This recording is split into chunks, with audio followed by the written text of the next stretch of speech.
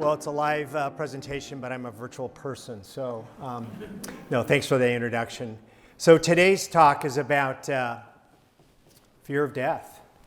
We have been going through a whole year, over a year now, of fear of death, and yet we as Catholics have the answer, right? There really is a resurrection.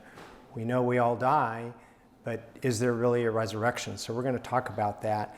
And we don't have time to go through all the connections to that with the Eucharistic miracles, but I'm going to ask for an invite back, and I'm happy to give that second part of the talk, because I can't cover all that. But the connections between the Shroud of Turin and the modern Eucharistic miracles are incredible.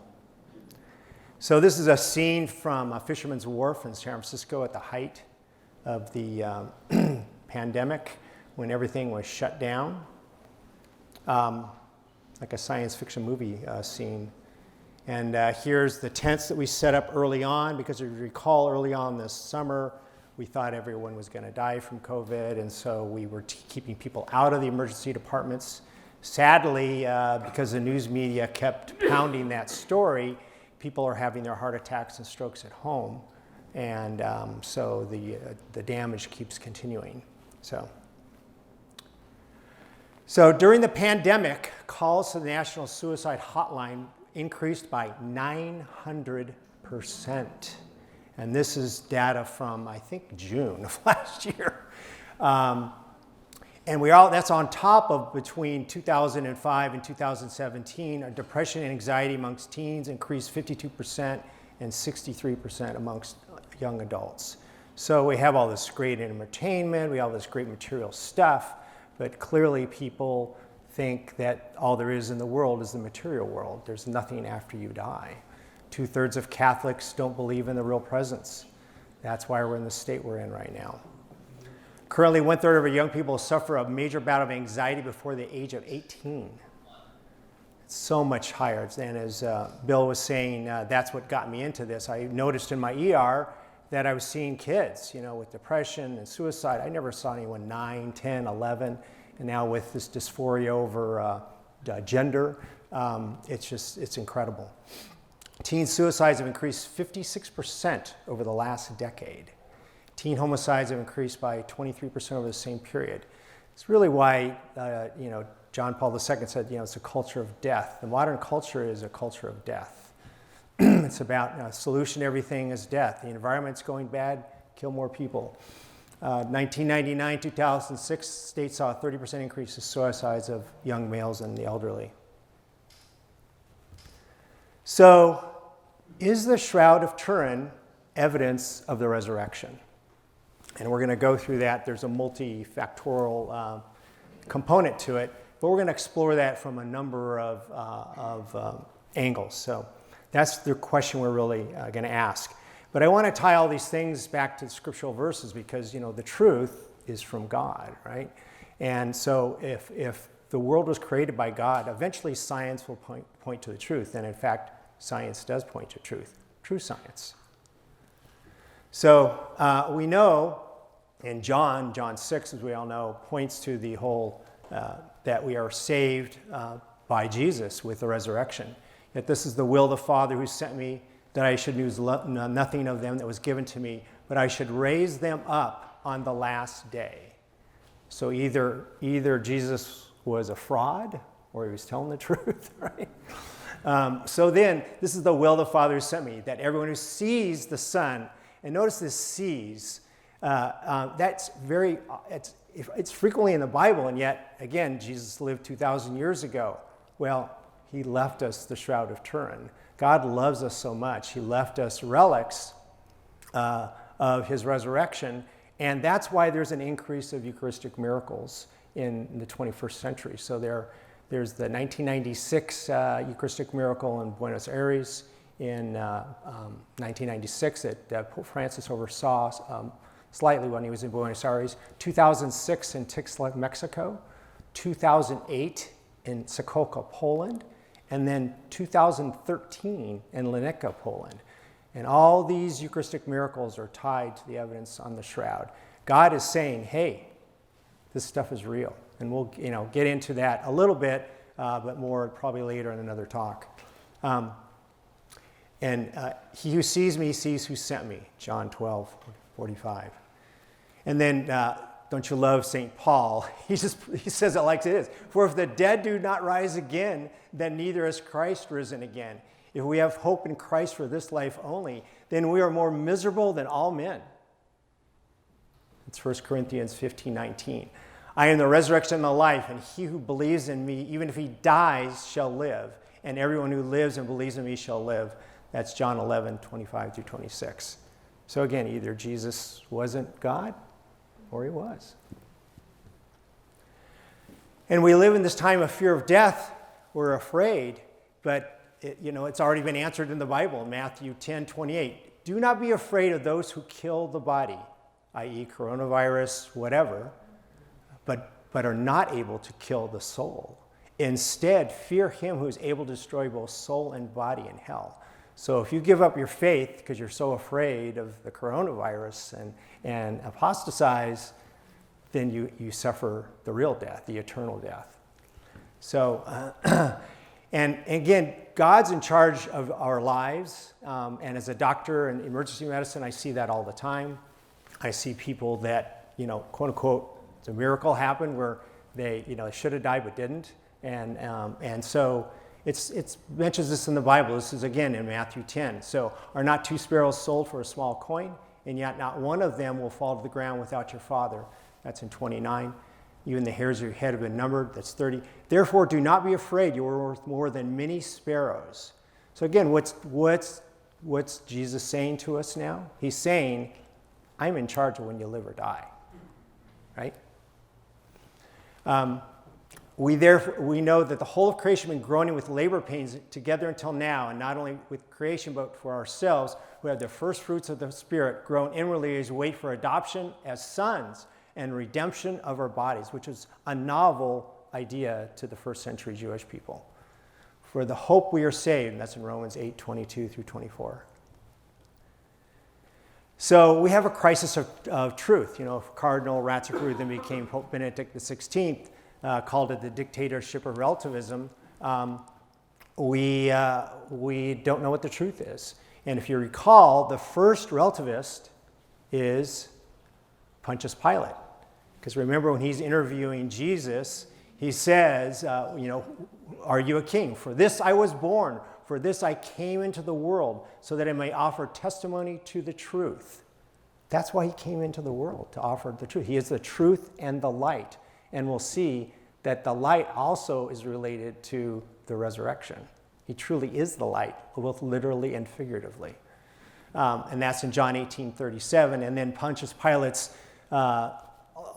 all-time statement of relativism is, quid est veritas? What is truth? And what do we see today? What is truth? Is coronavirus just killing everybody? Is it not? So man can't get to the truth. God, he was looking at the truth. And Pilate was questioning him. If you abide in my word, you will truly be my disciples, John 8:31, and you will know the truth, and the truth will set you free. And the truth is that there is a resurrection. There is a bodily resurrection, not just your soul, but there is a bodily resurrection. There is life after this planet. I am the way, the truth, and the life. No one comes to the Father except through me, John 14:6. When the Spirit of truth comes, he will guide you into all the truth, for he will not speak on his own authority, John 16:13. So the truth is really important, but there's a lack of truth in our current culture right now. We used to be able to have scientific debates about what treatment was good or not good for example, coronavirus, but now you can't have a debate anymore because people don't want to talk about the truth anymore. It's in a very sad state for our country. So here is from the Sokolka, Poland, Eucharistic miracle. And again, don't have a lot of time to go through that, but I'll just tell you that in these recent 21st century miracles, what it is the consecrated host falls to the ground.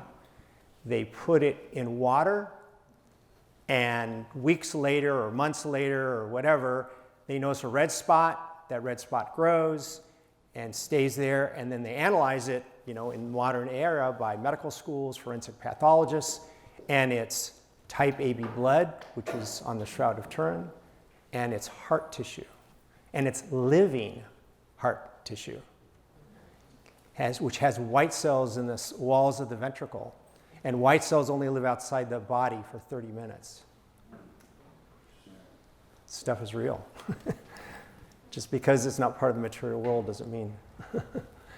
So we also have to remember that the Word of Jesus creates, right? He is the Word, and the Word became flesh. So for I received from the Lord what I delivered from you, that the Lord Jesus on the night he was betrayed took bread, and when he gave thanks, broke and said, "This is my body." When he says, "This is my body," at the Last Supper, it becomes his body, right? You and I say that, it's not going to change, but it does. And he collapses time because remember, the Trinity is outside of time. So that's in 1 Corinthians 11:24, which Paul received directly from Jesus on the road to Damascus. In this way also with the chalice after supper, saying, "This chalice is the new covenant in my blood." Jesus came to start a new covenant. In fact, a lot of scholars say that the New Testament really should have been called the New Covenant, because the old covenant was fulfilled, and now we're in a new covenant where we get to live with God with our bodies in heaven. Do this as often as you drink it in remembrance of me. So for as often as you eat this bread and drink this chalice, you proclaim the Lord's death until he comes, second coming. 1 Corinthians 24-26. So that amnesis, remembrance, it's not just remembering, they were reliving it, just like they did. That's just like the Passover. They were reliving the Exodus out of Egypt, which is now Jesus is, the New Testament is always fulfilling what the Old Testament was prefiguring. And that's what's happening with Jesus. He's the new Moses in that regard. He's the new Adam, he's the new Moses. He is fulfilling the new covenant and leading us out of death. He has led us out of death. Jesus' word at the Last Supper brings his future real crucified and glorified body and blood into the Last Supper. Only God can do that. And then, now as they were eating, Jesus took bread and blessed and broke it and gave to the disciples and said, "Take and eat. This is my body." This is Matthew 26:26. And he took a chalice, and when he had given the thanks, he gave to them, saying, Drink of it, all of you, for this is my blood of the covenant, which is poured out for the many for the forgiveness of sins. That's Matthew 27-28. So, is the image on the Shroud of Turin evidence of the resurrection? That fold, that white line there, is a fold in the Shroud of Turin. The Shroud of Turin is a 14-foot cloth by 3.5 foot. It's made out of linen, and linen is made out of flax. They did not have cotton until about the year 800 in the Middle East, and in Europe they didn't have it until about the year 1000. This is how the shroud was folded. So they would put it beneath him. After he was taken down from the crucifix, from the cross, it was laid on top, and then it was laid on top of him, and then bound. And this is what the shroud, how it's woven. It's a 3-on-1 herringbone pattern, first century design, and it's of such high quality that it's of higher quality. The Shroud of Turin linen cloth is of higher quality than the burial cloth of the Queen of Egypt. So that's it was very high quality. So remember, Joseph of Arimathea was a wealthy man, so he had this high quality linen cloth.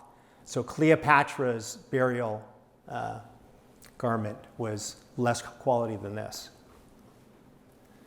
So as a physician, when we run into trouble, we ask Dr. Google. And so I asked Dr. Google, how old is the Shroud of Turin? And 728 years old. Thank you very much. It's been a great day. Thank you very much. So as we know with the internet, There's good things in it, and there's misinformation and half-truths and outright lies. And so, and in fact, the countervailing evidence that you get in this shroud may date from a time of Jesus is this weird theory that it's from, that the shroud was, the image was created by, in caves with radiation. It's like, I mean, there's so much evidence. The 1978 STIRP program, Shroud of Turin Research Project, in 1978, overwhelming evidence that this was the Shroud of Turin, that really was the burial cloth of Jesus. They convinced John Paul II to authorize the 1988 carbon-14 data dating, and we'll explain why it dates to that time. So here's the problem. Just like in America right now, we don't teach our children history. We teach them communism history, but not American history. So no one knows the history of the Shroud of Turin. Well, the Shroud of Turin appears in Europe in around after 1204, because it was in Constantinople before that, and then a Fourth Crusade, the Knights Templar stole the Shroud of Turin from Constantinople, basically is what happened. So then it goes to France, and so it was in France because that was the Grand Master of the Knights of Templar, and so then it ends up in Italy because that was part of France, and that family was in that area. That's how it ended up in Turin. Well, there was a fire in 1532 where the Shroud of Turin was housed, it was housed, again, it's 14 feet by 3.5. It was housed in those days in a silver casket. And there was a fire in 1532. And that fire was so hot that it burned the building, but also melted the silver casket where the Shroud of Turin was kept. But miraculously, the image part of the shroud was never burned, and I'll show you the burn marks when we go through it again.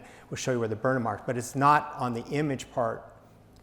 But does anyone know what the temperature that silver melts at? 1,700 degrees Fahrenheit.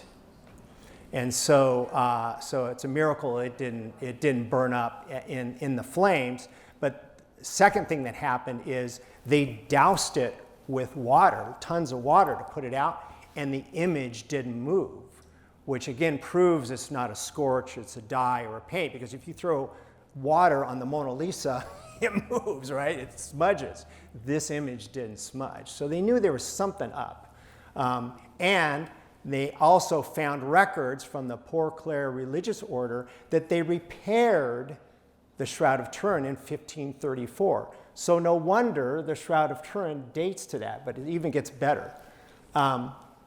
Remember I said Shroud of Turin is a linen cloth.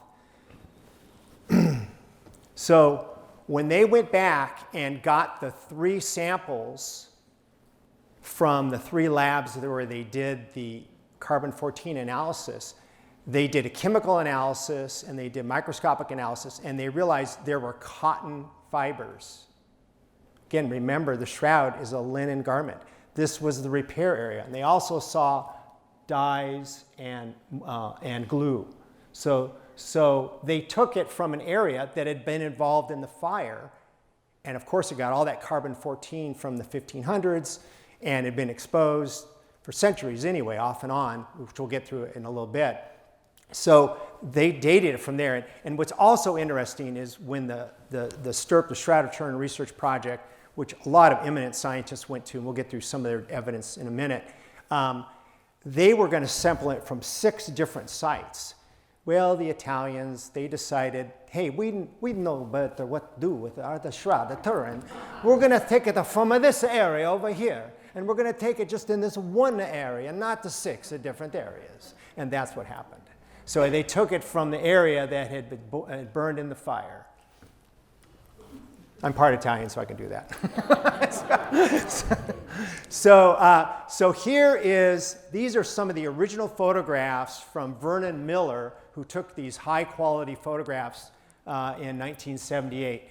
And so here's the burn marks. That's what I'm talking about.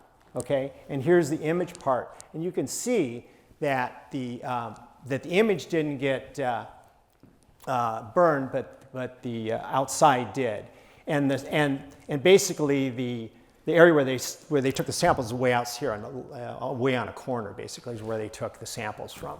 So nowhere near, and again, it has cotton in it. So yeah, we dated something that was involved in a fire and repaired with cotton. So they're not dating the shroud. But think about it, though. We now are not going to, if this truly is the image of the resurrection, I'm not going to go and do a sample on the image part. That's desecrating the Lord's. It's desecrating the Lord. It's a relic of the resurrection. So that's why I don't think the Vatican will ever authorize another carbon-14 dating. So how can we date it to the 1st century? Well, there's a lot of different ways. We already talked about one. One is, if it was a forgery, they had to be incredibly intelligent. So my theory is it's space aliens, and they can travel through time, and they knew everything, and so they could put this together. So they knew to get the herringbone weave. They knew to get it from the 1st century design, and again, they knew not to use a paint, dye, scorch, or chemical process or stain. In fact, what did they do? And then what's fascinating is that there happened to be because this is a 3-dimensional image. This is the only relic that is 3-dimensional. It acts like a photograph, but it's not a photograph, right? It's 3-dimensional. It's a digital image. It's a nuclear image. There are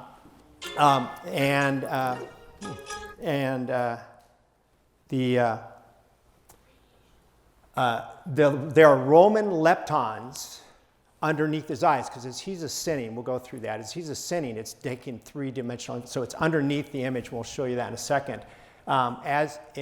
And they happen to be minted in AD 29 by Pontius Pilate. What a coincidence. And then we're going to go through the pollen work and how the pollen shows that there's pollen in the crown of thorn area where the crown of thorns is in Jerusalem. They only grow in Jerusalem. This pollen fragments are in the crown of thorn area on the Shroud of Turin. So they planted them there. And then the bloodstains happen to match the Sudarium of Oviedo, which is the face cloth, and that's been definitively carbon-14 dated to the year 600. And then we're going to go through the mosaics, and then we're going to go through the forensic sciences, and there's 21st century. So we have a lot of different pieces to get it to the 1st century. So again, remember, the image is not a photograph, but rather a positive human image. And the STIRP, who was part of the STIRP program was the people from Colorado Springs. They had invented the JP8 analyzer for the lunar landing because, photographs are only 2-dimensional, right? Well, when they were going to land on the moon, it'd be nice to know how high the mountains are that they're going to land on. So they invented what's called the JP8 analyzer. And if you take a picture of you or me and you put it under this JP8 analyzer, you look like a Picasso painting. You put a picture of the Shroud of Turin under the JP8 analyzer, and it becomes 3D. So this is a 3D image, and we'll get more evidence of that. And we'll get into a lot more about this, but it would take about 6 billion watts of pure laser light energy, over 1/40 billionth of a second to create this image, but we'll go through that more later. So here's the linen pictures of what the linen looks like. This is again from Vernon Miller. This is kind of what the linen looks like. So you can see it's got the linen fibrils. So this is the Roman leptons are deep to this. You can't see it except with high definition photography and ultraviolet photography. But it's also, there's swelling around the nose and the eyes on the right side. And then this is the skeleton of the pollen that's only found in the crown of thorns area. See that reverse 3 up there? That's how blood goes when you furrow your brow. It does this reverse 3. That's blood flowing down this reverse 3. Now, again, I want you to remember that this image is on the upper 6 microns, the width of a human hair. And it's a perfect image, right? We see every point of his body, right? Every point of the body is there. Every point of the face, every piece. And it's on the upper 6 microns, width of a human hair. We don't have that technology today.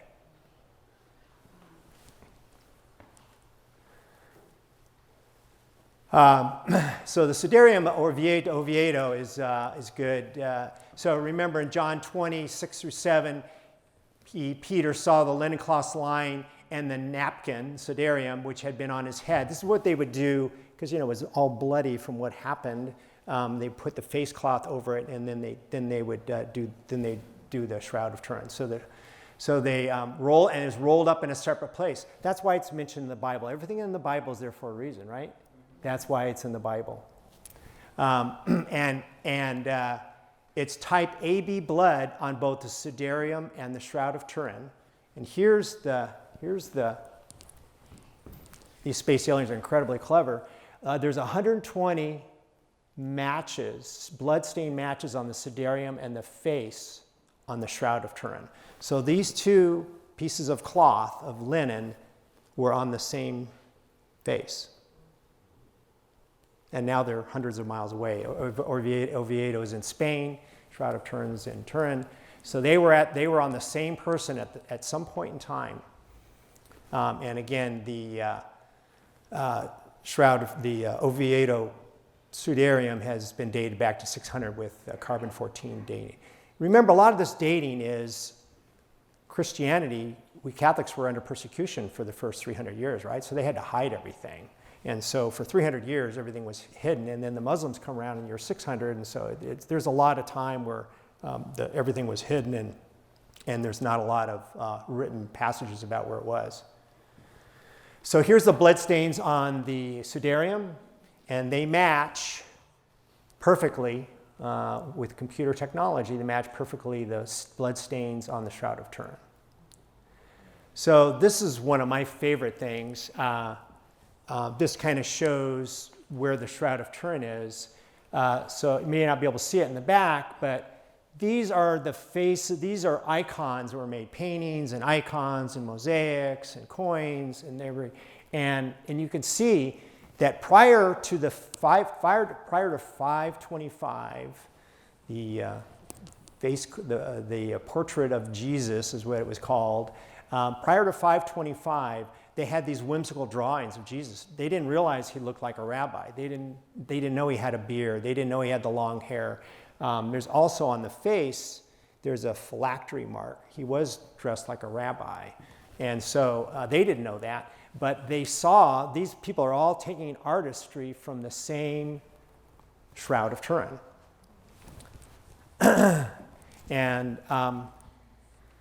And this is from Hagia Sophia. And here again, this is now what we see. This is what we see in all our paintings and all this. And this really didn't start till about 525 because it was discovered, this portrait of Jesus was discovered in the walls of Edessa, which was part of Greece in those times and now is part of Turkey. And it was a big Christian center, and it was very close to the Holy Land. So somehow the shroud was taken up there and was there till 525. Then in about 924, the emperor and Constantine got really upset and jealous about all the fanfare about this face of Jesus, and they took it by force and put it in Constantinople, and there it stayed until 1204, when, remember I said, the Knights Templar took it in the Fourth Crusade.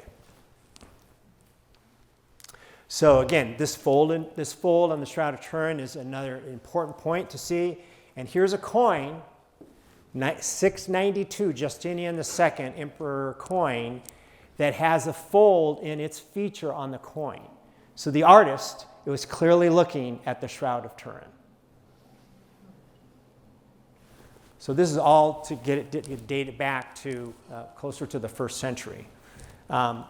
So they were looking at the Shroud of Turin in 692 and doing this, and again back to these other portraits, 11th century, 13th century, 6th century Ravenna, Italy, 6th century Sinai, Egypt, 11th century Berlin, Germany. I mean, it's just all over the place.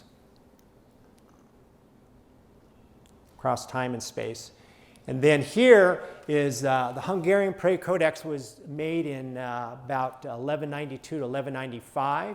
And what's really important is to look at, here's that herringbone weave of the Shroud of Turin. So they were seeing the same thing. And if you notice 4 fingers, and we're going to get into that a little bit more, but just to say what happens is when you drive a nail through this part of the wrist, it gets the median nerve, which controls your thumb, and it curls over. And believe it or not, too, as we get into how the image was formed, those fingers are actually the bones. We're seeing the bones on the image because, again, remember, it's a 3-dimensional image. This is one of my favorites. I discovered this not that long ago. St. Faustina had never seen the shroud, and as you know, was a little mentally challenged, kind of like myself. She was a little mentally challenged, and so had never seen the Shroud of Turin, but she had visions of Jesus, remember, the divine mercy, and she was involved in this divine mercy painting, which, I don't know how many of you know, took about a year. They employed a Freemason, actually turned out to be a Freemason. He employed a Freemason to do this portrait. In fact, used the priest for a while as a model. And she every week would go and say, no, it's not right, it's not right. This has got to change this, got to change that. And in fact, the artist almost quit many times and eventually came out. And when you computer overlay the face that she had drawn, she had made, and she kept correcting, with the Shroud of Turin image, they match. So she really did see Jesus. And again, but this is about about the blood and the water coming out. Remember, that's in John 19:34. But one of the soldiers pierced his side with a spear, a Roman pilum, and at once there came out blood and water. That's John 19:34. And that's what's coming out also in that Divine Mercy portrait, and again, she hadn't seen it. So here again is a full length. This is a dark one. You can see the crown of thorns was really kind of more like a helmet. The Roman soldiers weren't basket weavers. They just kind of pulled up a bush and threw it on his head, and you can see all the blood coming out from the crown of thorns on the head. And you can also see the scourge marks, all these scourge marks, and that's by a Roman flagrum, which is a wooden object that has leather tongs, and on the end of them are either bone or metal, dumbbell shaped. And you can match those. You can take and you can put them on there. In fact, the forensic scientists have noted that there were 2 scourgers of different heights. One was going left to right, the other was going right to left. So again, swelling on the right side of the face of the image, trauma, but no broken bones in the face despite being struck in the face with fists, Matthew 26, 67 to 68, reeds in Matthew 27 and 30, and then the Pontius Pilate minted coins, crown of thorns, Matthew 15, 17, 19, Matthew 27, 29. Scourging, wounding is also in Mark and Matthew. I'm going to go through a little bit there. It's really important. There is a broken nose, but most of your nose is cartilage, and that's what's broken. The bone is not broken. So just the very first part of your nose is bone. The rest is all cartilage. You can feel it and check me on that. So there is no broken bones, but the cartilage is broken, and there's swelling on that right side, swelling around the eye. He was struck many times. In Matthew 14:65, they spat on him, covered his face, and strike him, prophecy, and struck his head with reeds. That also drove in the crown of thorns into the scalp, causing more bleeding. And then they spat in his face. That's also in Matthew. It's in Matthew and Mark. And here again, this is a better shot of the nose. And the nose measuring on the Sudarium is the same as the measurement on the Shroud of Turin. And the bloodstain marks, 120 bloodstain marks match, as well as the markings on the face. No broken bones. His legs were not broken. Remember in John 19:33, when they came to Jesus and saw that he was already dead, they did not break his legs, for these things took place and the scripture might be fulfilled. That's in John 19:36. He keepeth all his bones, not one of them is broken. That's in Psalms. So it was predicted 34:20. Predicted prior, in one house shall be eaten. It shall not carry its flesh outside, nor shall you break its bone. That's, again, Exodus 12:46. That's from the Passover. Again, fulfillment of the new covenant. It's the same thing. And they shall not break a bone if they shall observe all the rituals of the Passover, Numbers 9-12. Again, Passover. All right, this is a scourging. Mentioned that. This is a dark photograph. This is again from Vernon Miller. Those are those odd shapes are from the burn marks from the box that carried him. You can see where the nail marks are, and you can see the scourge marks. There's well over 100. Jewish people would only do 30 because anything above 30 could kill someone. They count over 100 scourging marks on our Lord, front and back. You can see every part of his body is seen, every part. When you put a towel over yourself, not every part of that body is represented, but this is, and we're going to get into why. But every part of his body is and you can see the 4 fingers again, and the 4 fingers are bone because, again, it's 3-dimensional. This is another view. This is a sideway view. And you can see his face is serene. Not a word was said. And you can see the back. You can see the scourging on the back and the front.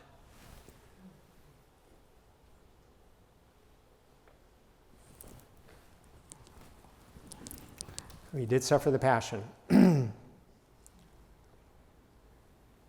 we know he was nailed thanks to Thomas.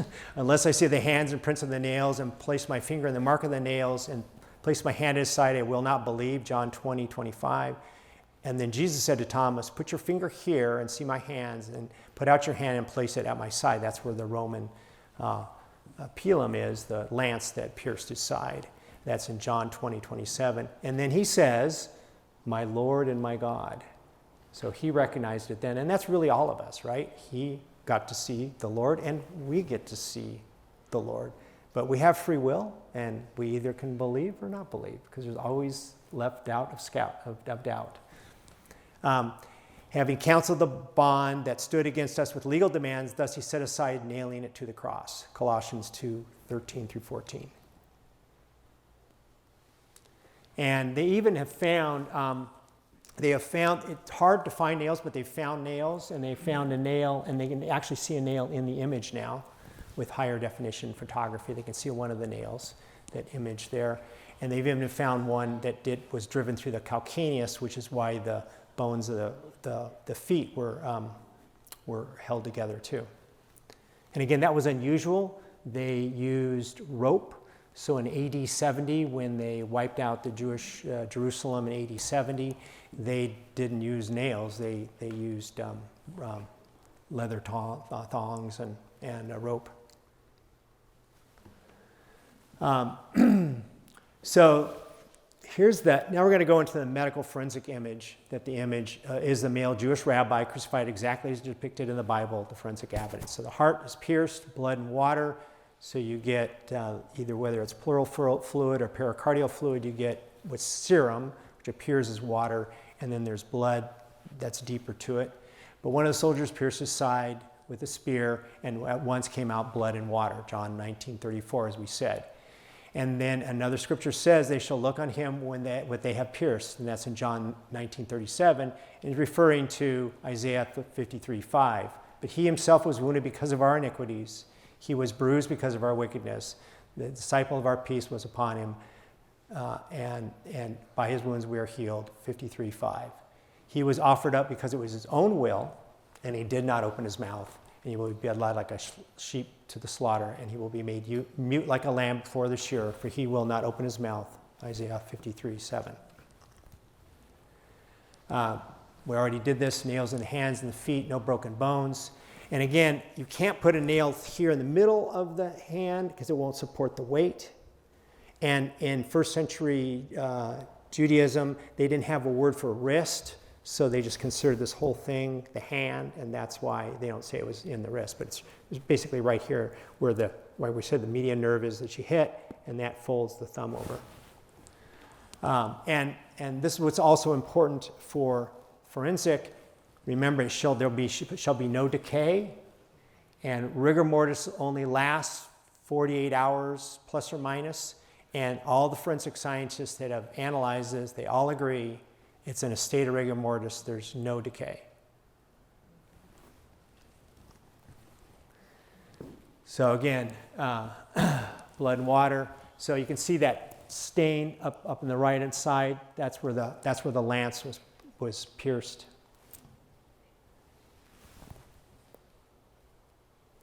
There's still that fold up there.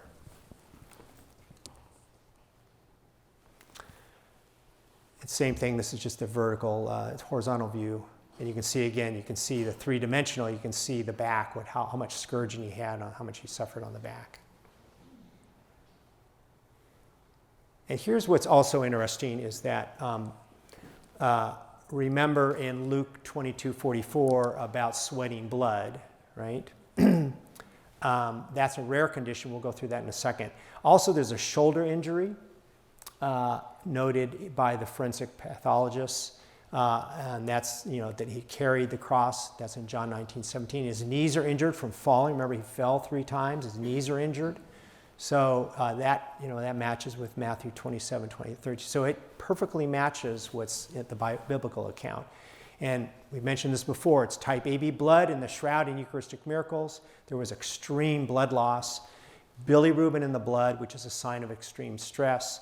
And the white blood cells in modern Eucharistic miracles, which is a sign of extreme stress, just as you get with hematihydrosis, which is the sweating of blood. So they concluded it was a Jewish male between 5'10" and 6'1", so he would have been very tall for that time. Very tall for that time, would have stood out. With a phylactery, beard, and long hair of a rabbi who suffered a particularly unique Roman execution, exactly as described in the Bible with human bloodstains. All the forensic scientists agree the image is in a state of rigor mortis. There is no decay. Decay begins after 48 hours. My flesh will dwell in hope, for you will not let your Holy One see corruption. That's Psalm 16:9-10. Then there are modern tests that have been done to date the Shroud of Turin. So there's decay of vanillin, which would be like carbon-14 decay, but a different material. And then they've done samples from the original linen, Fournier transferred spectroscopy. All of these have shown that the mean age is around 50 AD. So there are other tests that can bring it there, modern 21st century tests. So here's what we think is the traveling of the Shroud of Turin. It went from Jerusalem to Edessa, and then went to Constantinople, then went through Athens, then somehow got to Liry, France, and then Chambray, the fire of Chambray, and then Turin in 1578.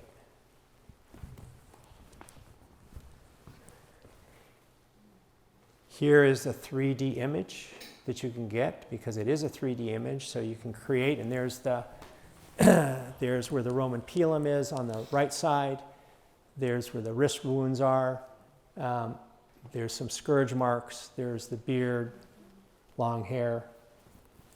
They don't really show the swelling of the cheek and stuff, but because it's bronze. That's in the Hotel Jerusalem in Jerusalem. So they've done a lot of experiments, and they were thinking, well, gee, it's kind of like a MRI. So there's an MRI on the right, on the left for you, and then there's the Shroud of Turin on the left. Again, that's three-dimensional, and it's every point of the body. But that's an MRI, and that's energy coming out, down on him. And then also, this is from when the atomic bombs were dropped in Hiroshima and Nagasaki. People were vaporized, and their shadows were burned on the walls.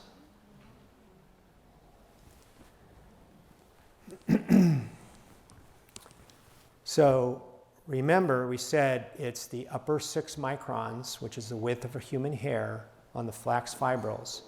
So they've done lots of experiments, and it looks like it would take about 6 to 12 billion watts of pure laser light energy over 1/40 billionth of a second. Otherwise, it's going to vaporize the cloth. And light must be emitted from every point inside. So Jesus is emitting the energy. It's not coming from above. He's emitting it. And as he is transforming into pure light energy, he is the light. He literally is the light. As it's collecting, the cloth is falling through. It's mechanically transparent. It's falling through him. And that's why it's collecting three-dimensional information. Clever space aliens. So, and we got a prefiguration of this in the Transfiguration. Remember, his clothes become dazzling white. How do clothes become dazzling white? It's emanating from him, not from the sun. It's emanating from him. So that was a prefiguration. That's what the Transfiguration was about for the chosen three that got to see it.